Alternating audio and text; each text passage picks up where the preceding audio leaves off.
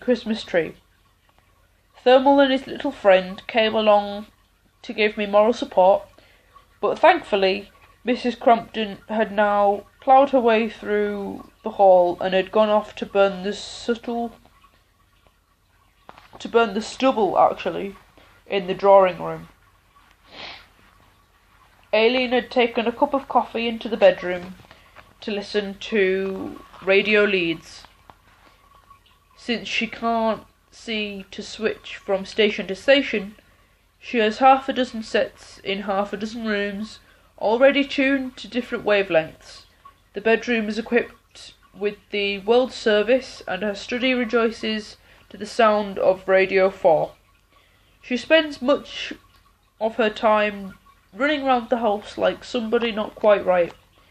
But this morning she had spent 10 minutes on the toilet with Martin Kellner, and she emerged eager to discuss the vital issues of the day. There's a woman on the radio complaining because she says there's a lack of variety in the Christmas presents you can buy for your cat. That's ridiculous, isn't it just?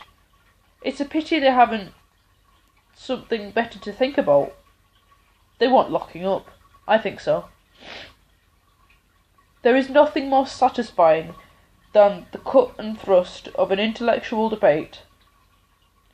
And so it was with a satisfied smile on her face that she went back to her study, ready now to sample the headier heights of Radio 4, having practised on the nursery slopes with Martin Kellner. And she left me with a problem.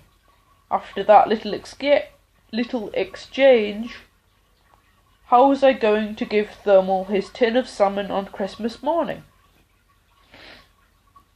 It was already wrapped in festive paper, a rather nice design, I thought, with a little bunny in Wellingtons and a bobble hat, and it was lying under the Christmas tree, along with the 2 ping-pong balls, the catnip mouse, and a quarter of the onion and chive cheese to which he'd taken such a fancy. I would just have to get up that bit earlier, then the 2 of us could open our presents together before we took Aileen her morning cup of tea. I stood back and admired my handiwork. There's no doubt I have a way with me when it comes to decorating Christmas trees. I could make a living at it if it wasn't such a seasonal occupation. The one-legged fairy smiled down at me from the very top. It was her turn this year.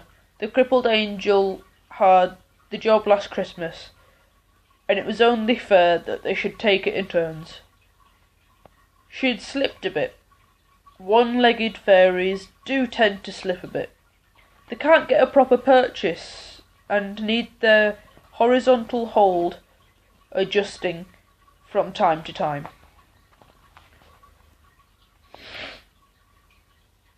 Alright, you know how I said I wasn't ill? Yeah, I'm a bit nasal.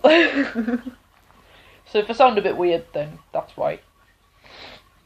I climbed up the steps and reached out for her, and she moved slightly. Not a lot, just a nod of the head and a flick of the wand. But it was enough to make me pull my hand back. She moved again, this time performing the little perfect pirouette.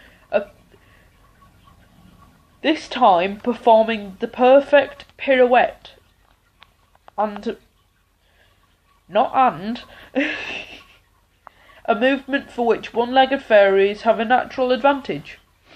And then she half turned, bent over with her back to me, and lifted her skirt. I was at the top of a pair of steps, and a one-legged fairy was mooning at me. The fairy began to rise slowly, until she was standing almost proud of the Christmas tree. A branch rustled just below her, and I leaned forward and stared in. and there was this kitten's face staring out at me.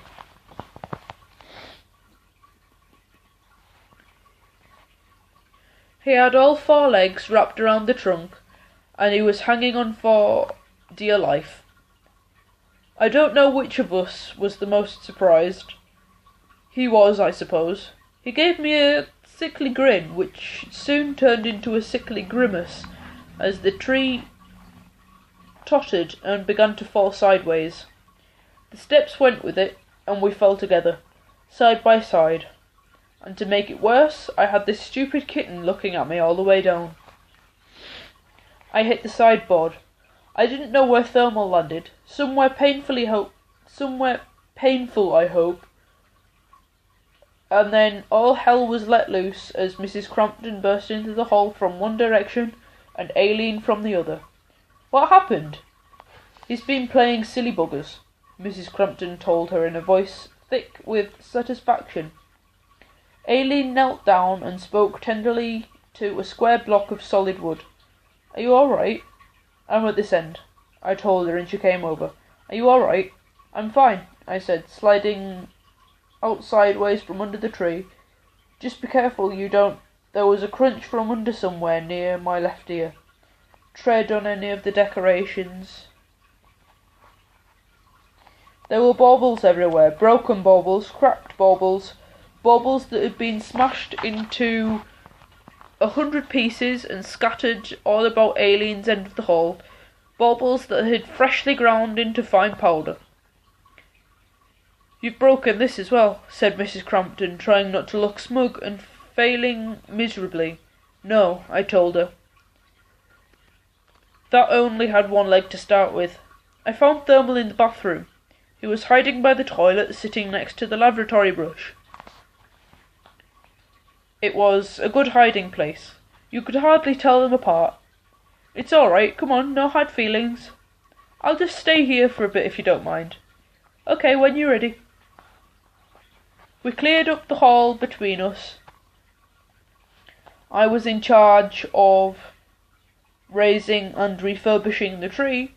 Aileen was in charge of the dustpan and brush, and Mrs. Crompton charged about with the hoover and grumbled continuously. I've told you they made a mess. It's worth it though, isn't it? Said Aileen, when it's all finished. Mrs. Crompton looked at her in astonishment. The thought had never occurred to her, and she went off to the toilet to mull it over. If you had a sultana, I said to Aileen, it's Thermal's. Sorry, if you find a sultana, it's Thermal's. Right, she said, peering into her dustpan, her nose hard up against the handle. I'll look out for it. If the sultana was still within hearing range, it must have made him feel a lot better.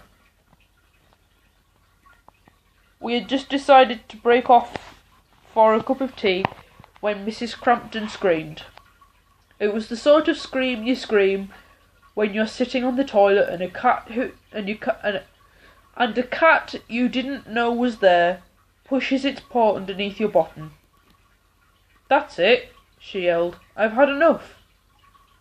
No, that didn't sound right. That's it, she yelled. I've had enough. I'm going and I'm not coming back. Thermal strolled out of the bathroom behind her. Get her to put it in writing. I'm sorry, said Aileen. It must have been a shock. You think more of that cat than you do of me, muttered Mrs. Crompton. There was a stony silence. If you'll give me money, I'll be back. If you'll give me my money, I'll be off. She went, and we all breathed a sigh of relief. Aileen sat down on the telephone table. She'll be back. Why'd you say that? I'm sitting on a sliced loaf. I tried to square it off, and it looked almost like a loaf again by the time she came back for it. I haven't changed my mind, she shouted as she marched into the hall. I left my... She put her head round the kitchen door. What are you playing at? It was a fair question. We had emptied the fluff from the Hoover bag and spread it on newspapers until the kitchen floor looked like a badly insulated loft. Aileen was on her hands and knees at one end, and I was shifting my way towards her from the other. Thermal was sitting in the middle of the pile, turning it over to let it breathe. "We're looking for Thermal Sultana," I told her. That's the end of chapter 10. Yeah, if you'd like me to read anything after I finish this, just go straight ahead and tell me in the comments. Share if you want. I'm not really bothered. It would be nice if you shared though.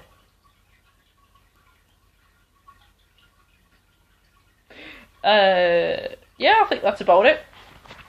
Bye bye.